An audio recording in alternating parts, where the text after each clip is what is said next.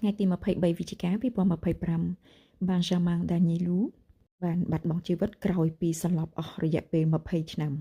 បុរសម្នាក់នេះគឺគាត់ផ្នែកខាងកីឡារត់ជនជាតិបារាំងហើយកាលពី20ឆ្នាំមុនគឺគាត់បានទៅស្តារនៅប្រទេសថៃតែជាអកុសលគឺគាត់បានគ្រោះថ្នាក់ចរាចរណ៍ម៉ូតូចាស់គឺបើកម៉ូតូបានទៅបុកនៅបង្គោលណាហើយតាំងពីនឹងមកគឺគាត់សន្លប់តែម្ដងឪពុកម្ដាយយកមកព្យាបាលនៅប្រទេសបារាំងនេះឯងប៉ុន្តែគឺមិនដែលដឹងខ្លួនសោះឡើយគឺសន្លប់រយៈពេលតាំងពីគ្រោះថ្នាក់ចរាចរណ៍នឹងមកដល់ថ្ងៃទី23វិច្ឆិកា2025នេះគឺរយៈពេល20ឆ្នាំហើយការបាត់បង់ជីវិតនេះគឺមិនមែនដោយសារតែសន្លប់រហូតនេះទេ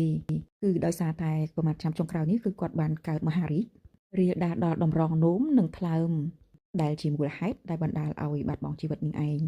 ហើយមុននឹងបាត់បង់ជីវិតគឺគាត់បានរកដង្ហើមណាបងប្អូនដង្ហើមចុងក្រោយណាហើយឪពុកម្ដាយពិតជាពិបាកទទួលយកមែនទែន